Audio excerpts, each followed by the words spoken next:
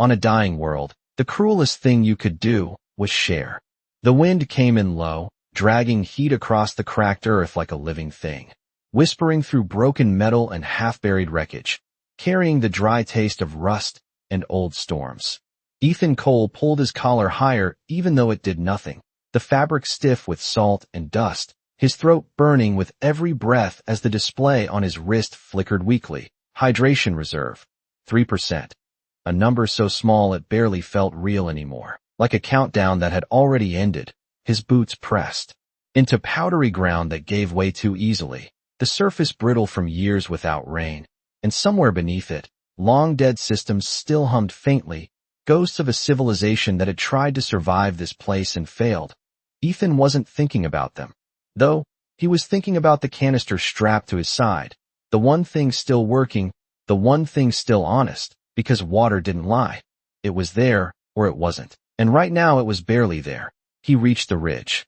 Slowly, every step measured, every movement costing something, the horizon stretching out in a shimmer of heat waves and broken silhouettes. Scavenger territory, picked clean more times than anyone could count.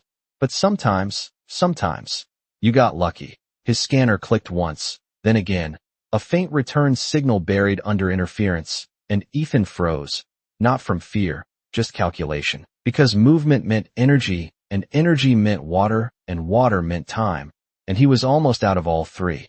He adjusted the dial, squinting at the faint readout, something small, low signature, maybe a leftover power cell, maybe nothing, but enough to make him move. The metal husk came into view slowly, half sunken into the ground, its edges warped and dulled by years of heat, and Ethan circled it carefully, boots crunching against glass sand, the sound sharp in the quiet, too sharp, like it didn't belong. Then he heard it, not mechanical, not wind, something softer, irregular, a breath that didn't match the rhythm of the desert. Ethan stopped, his hand hovering near the canister without touching it, because instinct said conserve, always conserve. But something else, something older, made him lean closer to the wreckage. He crouched, joints stiff, the suit groaning faintly as he shifted his weight, and peered through a split in the metal. At first he saw nothing but shadow, then a flicker, a shape too still to be debris, too small to be anything else. The scanner pulsed once in his palm. Unknown biological signature, and Ethan exhaled slowly, the sound dry, almost soundless. He should walk away. That was the rule. Unknown meant risk, and risk meant death out here. No second chances, no rescue. Just heat and silence and the slow collapse of a body that ran out of water before it ran out of hope. He knew all of that, had lived by it for years, had survived because of it. But his feet didn't move. Instead, he shifted again, closer now, the metal scraping softly as he reached through the gap. And that's when he saw her. A small figure curled against the shadow, skin faintly blue even under the dust, lips cracked, eyes half open but unfocused, like she was already somewhere else. She didn't speak, didn't beg, didn't even reach out, just looked at him as if trying to understand what he was, or maybe deciding if he was worth noticing at all. Ethan swallowed, the motion painful, his gaze drifting for just a second to the canister at his side, then back to her, and the wind kept moving, carrying heat across them both, indifferent, endless, as if the world itself was waiting to see what he would do next. The girl did not flinch when he moved closer, which was the first thing that felt wrong, because anything alive on this planet learned to fear movement long before it learned to speak. Ethan kept his hand where it was, fingers hovering just inches from her shoulder, the heat radiating off the metal around them, making the air shimmer between his skin and hers. And for a moment, he simply watched her breathe, shallow and uneven, like each inhale had to be negotiated. His wrist display blinked. Again, hydration reserve, 2.7%, and the number seemed louder now, like it had a voice, like it was trying to remind him of something he already knew. He pulled his hand back slowly and sat on his heels, the joints in his suit creaking as he shifted his weight, his eyes drifting to the canister at his side, the small transparent strip along its length showing what remained. A thin line of clear liquid that caught the light and held it. Almost beautiful in a place like this. He had measured it before, calculated it down to the hour, maybe 6 hours if he rationed, 8 if he pushed himself into stillness and shade. But there was no shade here, not really, just shadows that moved and vanished with the sun. The wind picked up again, pushing dust through the gap in the wreckage, and the girl's eyes fluttered, not quite closing, not quite focusing, just existing in that fragile space between. Ethan exhaled through his nose and reached for the canister. The motion automatic now. Practiced, survival distilled into muscle memory, but he did not open it yet. Instead, he tapped the side of his wrist unit, bringing up the scan again. The faint outline of her form rendered in soft lines and uncertain data. Unknown species, no registry match, no threat classification, just a blank where information should have been. Great, he muttered under his breath, the word dry and without humor, because unknown meant risk, and risk meant consequences he could not afford. The training, what little of it he still remembered, surfaced in fragments. Do not engage with unidentified life forms. Conserve resources, prioritize self-preservation. But those rules had been written for places that still had systems, still had backup, still had someone who would come looking if you did not make it back. Out here, there was only choice. He looked at her again, really looked this time, at the fine cracks along her lips, at the way her small hand rested against the ground as if she had tried to push herself up and failed, at the faint shimmer beneath the dust on her skin that did not belong to this world. She shifted slightly, a barely there movement, and her gaze found his, not pleading, not afraid, just there, steady in a way that made his chest tighten for reasons he did not have time to understand. You picked a bad place, he said quietly, the words more breath than sound, and he was not sure if he was talking to her or to himself.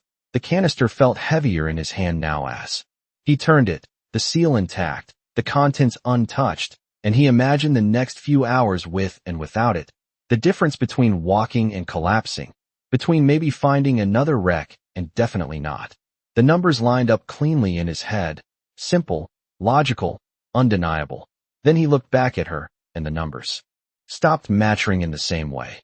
He shifted closer, the metal scraping softly under his boots, and this time when he reached out, he did not hesitate, his fingers brushing against her arm, the contact startlingly cool compared to the heat around them.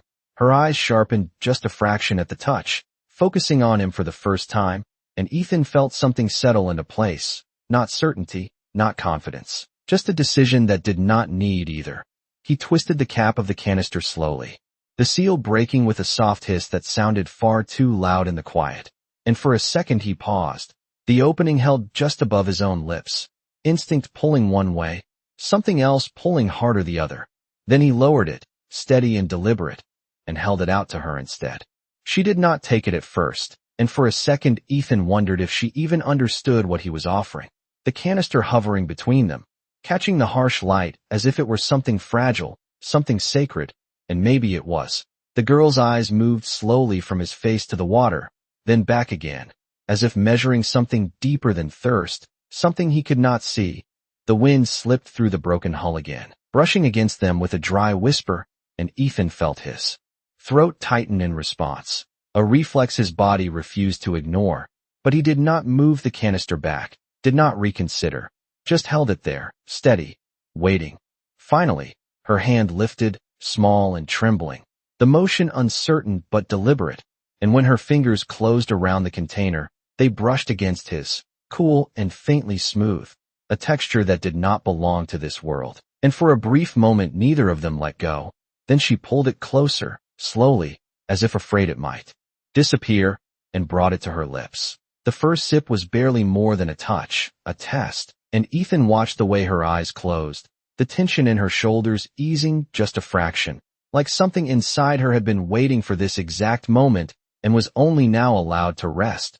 She swallowed, then took another, slightly longer this time, and the sound was quiet but unmistakable, water moving where it was needed, doing what it was meant to do.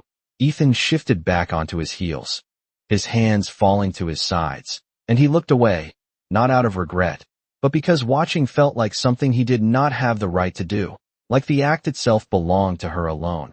His wrist display blinked again. Hydration reserve, 0%. The number settling into place without ceremony, without warning, just there, final and absolute. He let out a slow breath, the air scraping against his throat, and leaned back against the warped metal behind him. the surface hot even through the layers of his suit, but he barely noticed. The girl drank a little more, then stopped, lowering the canister with care, her grip tightening as if she understood its value now in a way she had not before. She looked at him again, really looked this time, her gaze clearer, steadier, and there was something new in it, not just awareness, but recognition of what had been given. "Why?" she asked softly, her voice thin but unmistakably present, the words shaped carefully as if language itself was still unfamiliar on her tongue. Ethan closed his eyes for a second, not to think, but because there was nothing to think about, no calculation left to make, no outcome to optimize. When he opened them again, he met her gaze without hesitation, the answer already there, simple and unadorned.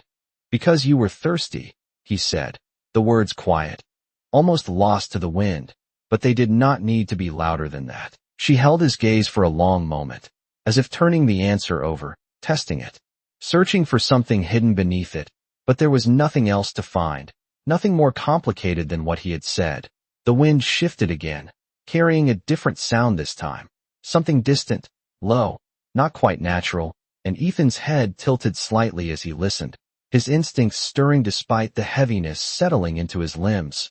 He did not move to stand, did not reach for anything, just listened, the sound growing clearer by degrees, a faint vibration beneath the silence. Like the world itself was beginning to hum. The girl heard it too, her eyes lifting toward the horizon beyond the broken hull, and for the first time since he had found her, she did not look small. The sound did not belong to the wind, and that alone made it dangerous. Ethan kept his head tilted, listening as the low vibration pressed gently against the edges of hearing, not loud, not aggressive, just present, like something vast moving far away yet somehow already here. His fingers twitched against the ground as instinct tried to wake his body, to push him up, to make him move, but the signal never reached far enough, his limbs heavy, slow, the cost of his choice settling in with quiet certainty. The girl had gone still beside him, not in fear, not in confusion, but in attention, her eyes fixed on the horizon where the heat shimmer broke in subtle, unnatural patterns. Ethan followed her gaze, squinting through the distortion, and for a moment he saw nothing, just the endless stretch of pale ground and fractured silhouettes. But then the light shifted, bending in a way that made no sense, as if the air itself had been folded. His wrist display flickered erratically, static crawling across the screen before resolving into a cascade of unreadable signals, numbers spiking and collapsing too fast to track, and then a single line repeating over and over. External field detected. Though it did not explain anything, did not tell him what kind of field, or why it felt less like a warning and more like a presence. "You expecting company?" he murmured, the words rough and dry, but there was no edge to them, no accusation, just a quiet acknowledgement that whatever was happening had nothing to do with him anymore. The girl did not answer right away, her small hand still wrapped around the canister, holding it close but no longer drinking, as if its purpose had already been fulfilled. The hum deepened slightly, not louder, just closer, and the shadows around the wreckage began to stretch in the wrong direction, pulled not by the sun, but by something unseen above. Ethan felt the change in the air next, a subtle shift in pressure that made his ears ring faintly, like the moment before a storm breaks. Except there were no clouds here, no storms, nothing but heat and sky. He let his head rest back against the metal, the surface vibrating softly now, and closed his eyes for a second, not in surrender, just in acceptance, because whatever was coming, he was not in a position to run from it, and strangely, that made it easier. When he opened them again, the light had changed completely, the harsh glare of the sun muted by a soft, diffuse glow that spread across the ground like a second horizon, and in that light, the girl looked different, not in form, not in shape, but in presence, as if the faint shimmer beneath her skin had found something to answer to. She stood slowly, her movements no longer uncertain, no longer fragile, and Ethan watched without moving, without questioning, because the answer had already begun to reveal itself in ways he could not fully understand. The hum resolved into something structured now, layered tones that carried intention rather than noise, and above them, just at the edge of sight, The sky itself seemed to open, not with force, not with violence, but with precision, like a door that had always been there and was only now being used. Ethan let out a quiet breath, the sound barely audible, and gave a small, tired shake of his head, a faint smile touching the corner of his mouth despite everything. "Yeah," he whispered to no one in particular, his voice almost lost in the shifting air. "Figures." The light did not come from above alone, and that was what unsettled him most, because shadows no longer obeyed the ground beneath them, no longer felt like ground, and Ethan noticed it not through sight, but through absence, because the usual weight pressing against his body had softened, as if the planet itself had loosened its grip. The hum had become structured now, layered in tones that rose and fell with quiet intention, not sound as much as communication, something vast speaking in a language too large for words. The air cooled slightly, only a few degrees, but enough for his skin to register the change, enough for his lungs to draw a breath that did not burn quite as sharply. And for a moment he almost laughed, the timing of it, the way relief arrived only after it no longer mattered. His wrist display had gone completely dark, the last flicker of numbers fading into nothing, systems overwhelmed or simply no longer relevant, and Ethan let his hand fall away from it, the habit of checking finally breaking. The girl stood a few feet away now, no longer curled in shadow, no longer fragile, her posture straight, balanced, as if the weakness he had seen before had been something temporary, something chosen or endured, rather than inherent. The faint glow beneath her skin had strengthened, not bright, not blinding, just present, like starlight seen through water, and it moved in slow patterns that did not match any biological rhythm he knew. She turned toward him then, fully, and for the first time since he had found her, she looked certain.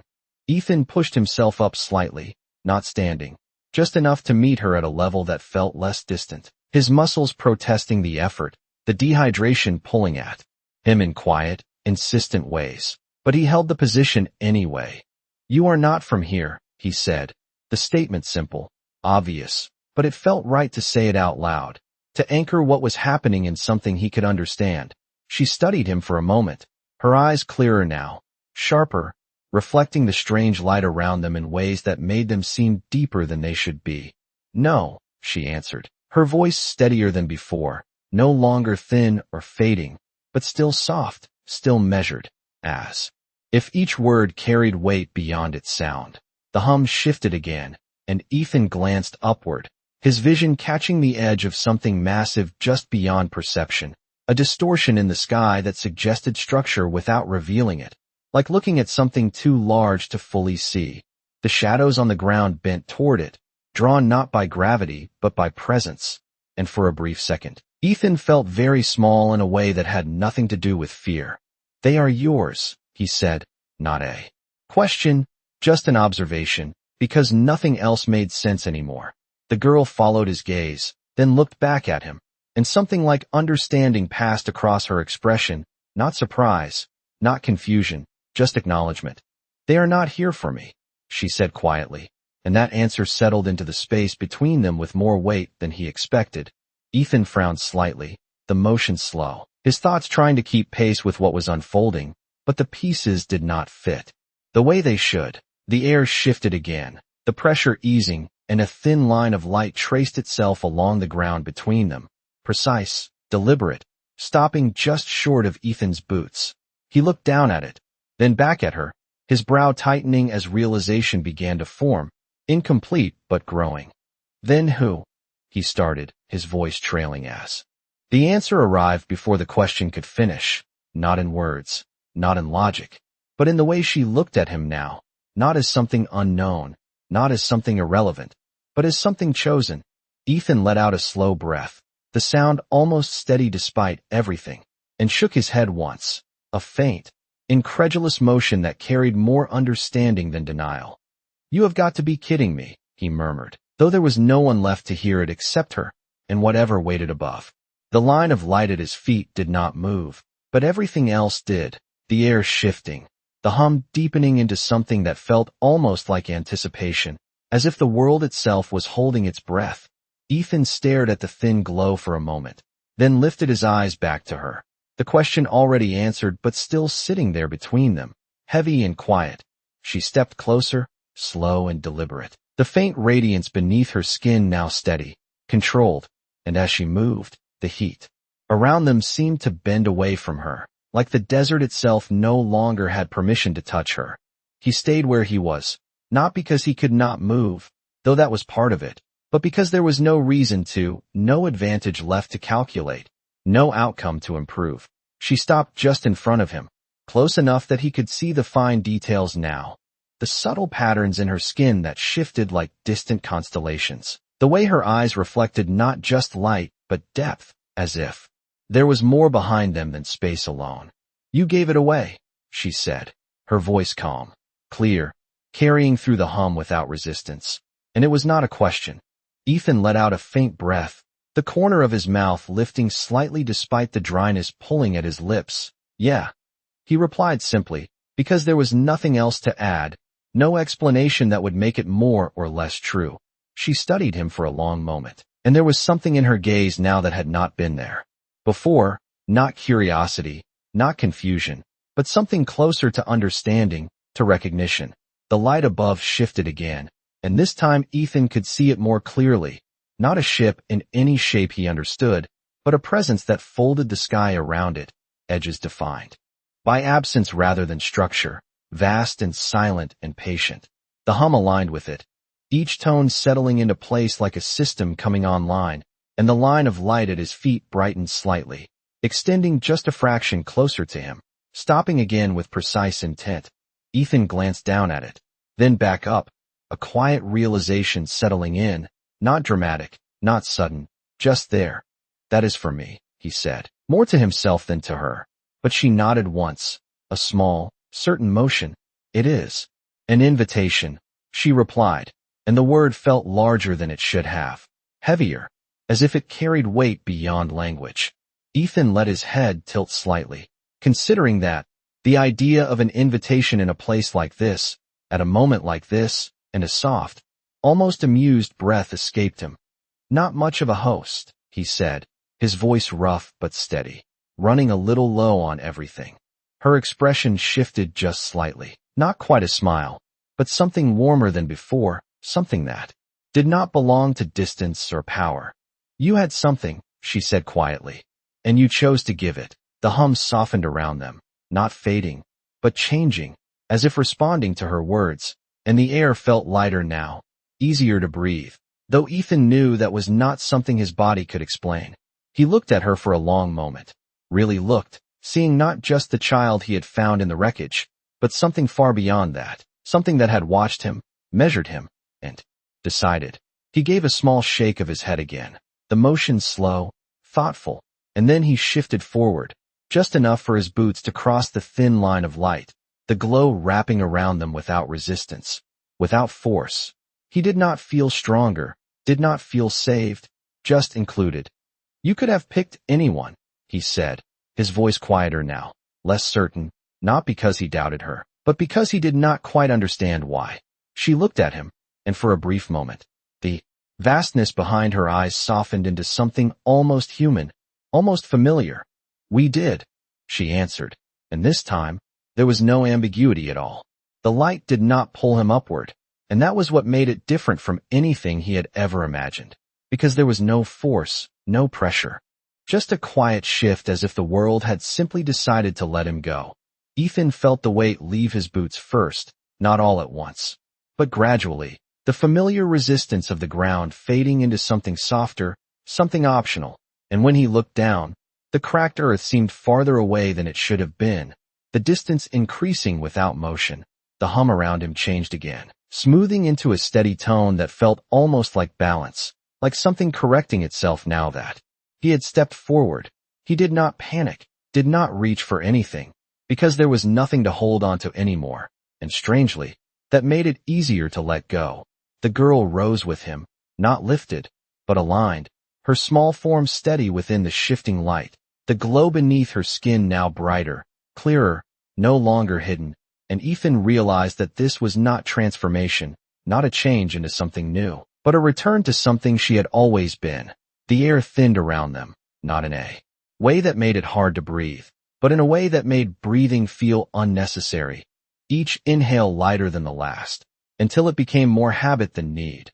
He glanced at his hands, expecting to see the signs of collapse, the dryness, the strain, but instead there was only stillness, as if his body had been paused at the exact moment before failure.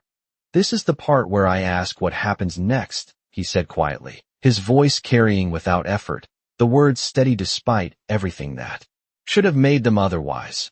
She looked at him, and for a moment, the vastness behind her eyes softened again, something gentle threading through the distance. "You already chose," she answered, and the simplicity of it settled over him more completely than any explanation could have. Below them, the wreckage, the sand, the long scars of a dying world receded into a muted pattern, details fading into color, then into shape, then into something almost abstract, like a memory losing its edges. Ethan watched it without regret, without longing, just acknowledgement, because there had never been anything there worth holding on to. Not really. Just survival stretched thin across empty days. The light around them shifted once more, opening in a way that felt less like movement and more like arrival. The space above resolving into something vast and ordered. Not a ship, not a structure, but a presence that carried intention the way gravity carried weight. He felt it then, not as pressure, but as awareness, something noticing him, not in pieces, not in data, but entirely, all at once. And for the first time since the hum had begun, Ethan understood that he was not being taken, not being used, but being seen. The girl moved slightly closer, her hand lifting again, small and steady. And this time when her fingers touched his, there was no hesitation at all, just contact, simple and real. "Most do not give when they have nothing left," she said softly, and the words carried through the space around them like a truth that had been tested too many times. Ethan let out a slow breath, the faintest hint of a smile returning as he looked at her, not at the light, not at the vastness beyond, just at her. "Guess I am bad at math," he replied, the humor quiet, almost lost, but still there. She tilted her head slightly, studying him, and for a brief second, the distance between them felt smaller than anything else in that endless space. "No," she said, her voice softer now, almost human in its warmth. "You understood something they did not." The light brightened, not blinding, just complete, and the last traces of the world below faded entirely, leaving only the quiet, the presence, and the choice that had already been made. There was no sensation of arrival, only the quiet realization that they had already arrived, the vast presence around them no longer distant or abstract but settled, like a horizon that had chosen to come closer instead of waiting to be reached. Ethan stood within it without standing, held without being held, aware in a way that did not rely on sight or sound, and for the first time since the desert, there was no urgency in his body, no countdown, no number blinking at the edge of his thoughts. The girl remained beside him, her hand still lightly against his, the contact grounding in a place where nothing else needed to be, and the faint glow within her had softened again, not dimming, but becoming something quieter, something that no longer needed to announce itself. The hum resolved into something like silence, not the absence of sound, but the absence of strain. And within that stillness, Ethan felt it again, that awareness, vast and patient, not examining him, not judging, just acknowledging.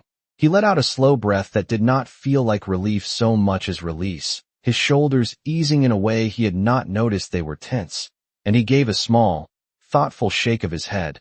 "So that is it," he said quietly, his voice carrying with the same effortless clarity as before. That was the test. The girl looked at him, and this time, there was no distance at all in her expression, no separation between what she was and how she saw him. Just a simple, steady understanding. "It was never about the water," she said softly. "It was about what you chose when it mattered." Ethan let the words settle, turning them over not to question them, but to feel their weight, and a faint, almost tired smile touched his face. "Feels like it was about the water," he replied, the dryness in his tone more memory than reality now, more habit than need. She tilted her head slightly, and for a brief moment, there was something like amusement in her eyes, something light, something unmistakably alive. "To you," Yes, she said. And that is why it mattered. The space around them shifted again, not opening, not closing, just changing in a way that suggested movement without direction, and Ethan became aware of something new, not outside himself, but within reach, a possibility rather than a command. He looked down at his hands again, then out into the vastness that no longer felt empty. And for a moment, he simply existed there, without needing to decide anything at all. What happens to them? He asked after a while, his voice quieter now, not driven by urgency, but by something gentler, something that had nothing to do with survival. The girl followed his gaze, though there was nothing specific to look at, just the memory of a world below that had been left behind. They continue, she said, as they always have. Ethan nodded once slow and accepting, because that answer made sense in a way nothing else needed to. He exhaled softly, the sound almost lost in the stillness, and then he looked back at her, not at what she represented, not at what she could do, just at her. And me, he asked. Not because he feared the answer, but because he wanted to hear it. She held his gaze, steady and certain, and for the first time since he had met her, she smiled, small and real and entirely her own. You are no longer where you were, she said, and the simplicity of it carried more meaning than anything else she could have added. Ethan considered that for a moment, then gave a quiet nod, the motion easy, unburdened, and he let his eyes drift once more into the vastness around them, not searching, not questioning, just observing. The silence held, not empty, not waiting, just complete, and within it, something subtle shifted, not in the world, but in him, a quiet understanding settling in a place where doubt used to be. He had not saved a world, had not changed a war, had not become anything more than what he already was, and somehow, that had been enough. He glanced at her one last time, the faint smile still there, and then back into the endless, steady light. Guess that is something, he murmured, more to himself than anyone else. The words soft but certain. The girl did not answer, did not need to, because the silence that followed was not empty at all. It was full of something that did not need to be named.